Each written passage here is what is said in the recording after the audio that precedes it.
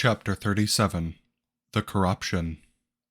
When last met, Damatanus' shade and husk split, the shade flying off to the sky, with the husk staring down the party. Mutated beyond recognition into abject horror, it no longer recognized its menagerie. It only acted on its base instincts to kill. It lunged from party member to party member, trying to cause as much damage as possible, and greatly succeeding in that. After sustaining significant injuries, Leste tried to rally a retreat, but as she made that call, an exhausted Perseus came bolting out of the forest into view, exclaiming for the menagerie to keep the husk occupied as his partner was on the way. Conflicted at their own injuries and rescuing Damatanus, the menagerie mustered their forces and put all effort into slowing down the husk while waiting for the supposed backup. After not too long, Damatanus' shade flew from above, colliding with the husk, engulfing it, and preventing movement as Perseus' pygmy dragon returned with the storm. The dragon raced to the husk as it called lightning upon it, and shed its wild shape to reveal a tiny turquoise kobold, now exclaiming for the party to hold off as Perseus followed in tow. With the shade and husk entangled, this kobold and Perseus started applying a cure, forcing the shade into the husk and purifying the corrupted blood. After a wave of magic erupted at the union of body and spirit, the husk mutated back into a recognizable form. Unconscious, but miraculously alive, Damatanus returned to normal.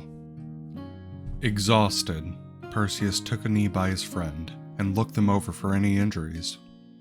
Nothing was severe enough to need immediate treatment, so he took a small break, exhausted by his travels, and sat. When the menagerie pressed him on how he knew to come, he explained that as he was synthesizing a cure, Damatanus' blood began mutating rapidly. This indicated Damatanus was also close to something severe, so he gave chase alongside his companion, who he introduced as Kino. Introductions were sparse though, as the group began to notice the magic dissipating from the great tree, revealing old bodies sunken into the ground, alongside a double door with the simplified symbol of Savine leading into the base of the tree. As they approached the tree, Nixie paused at where the body of Okos lied. His body shriveled away from the lack of magic, with the only thing remaining of him being his staff. She felt her vine magically reach for it, so she picked it up and joined the two. The vine thanked her, then asked for more rest, so she stowed the reinvigorated staff and followed the party in exploring the tree.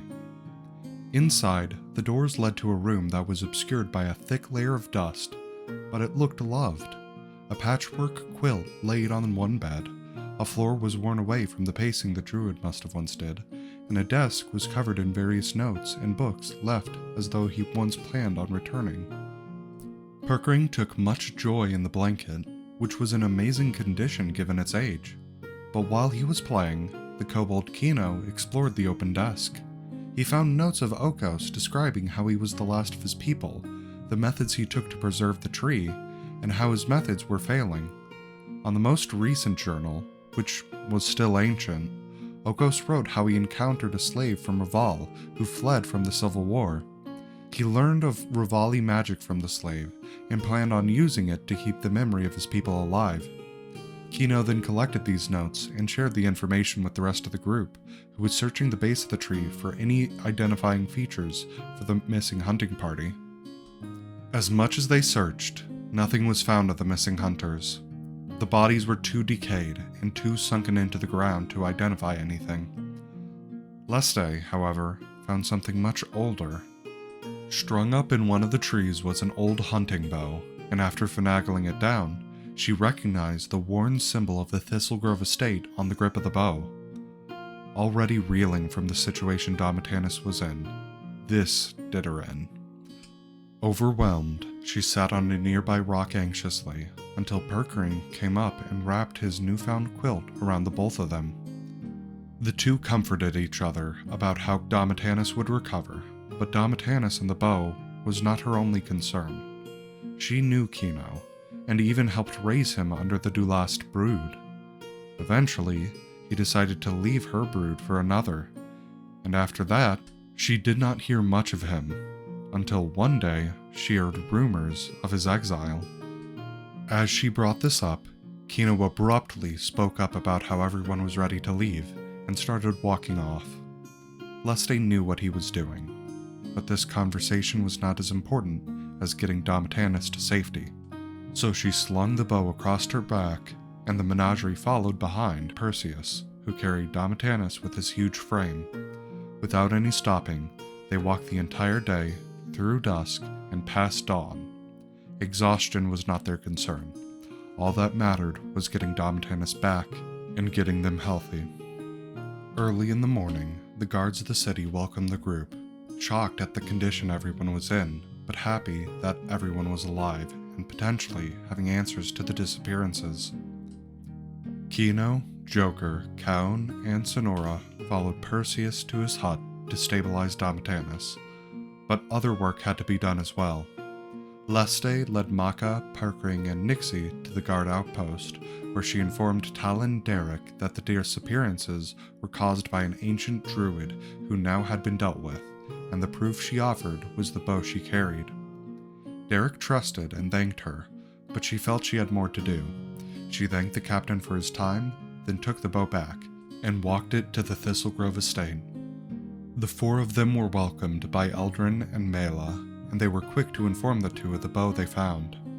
Neither were shocked, more so relieved. Eldrin explained that his mother was a huntress who disappeared decades ago. They already accepted the reality of her passing, and this was more closure than they ever expected. The two thanked them for returning her bow and offered the group rest, but Leste declined. She explained that to get this, she nearly lost several members of her brood, and she needed to be with them more than anything. Eldrin and Mela thanked them one last time before seeing them off, and as they departed, Perkring made sure to tell the couple to say hi to their kids for them. The Menagerie reunited at Perseus's hut, where everyone was either getting rest or helping Perseus get Domitianus stabilized and cured. Most were resting though, so when Deveris Neric forced herself into the hut, locking eyes with the still-disguised Joker and demanding a word with who they knew as Alexis, chaos ensued. Joker immediately panicked and began complying with Deveris' demands. But Leste was not accepting something as brash as this. She got between the two and chastised Deveris.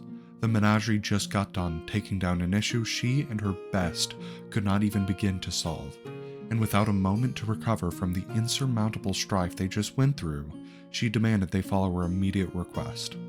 Leste was still afraid of how she could have almost lost parts of her menagerie, and for Deveris to demand they separate now of all times was unacceptable.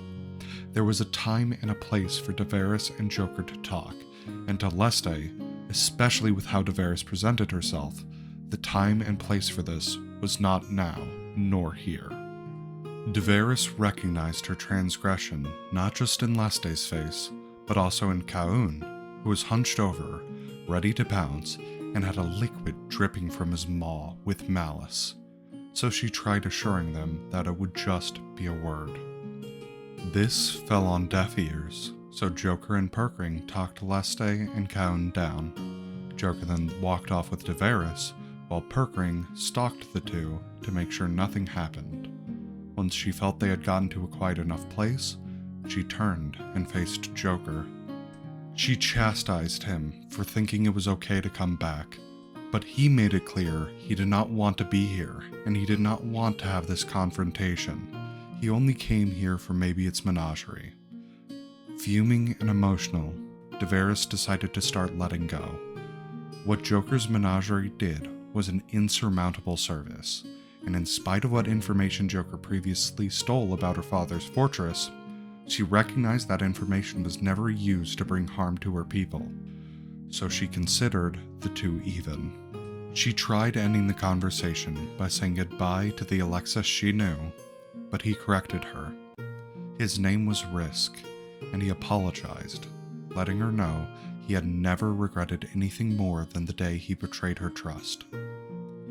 The two shared a glance at each other's eyes, witnessing a matching sadness between them, before stowing their emotions, turning, and walking away from each other. With no need for it anymore, Joker let his disguise flow away and transformed back into his preferred form. He then walked back to the menagerie and sat beside Kaun, who had Leste in his lap. The dragon did not accept that and reached his head to Joker's collar, grabbing it and pulling it in until they were resting beside each other on the ground. With that, let us continue.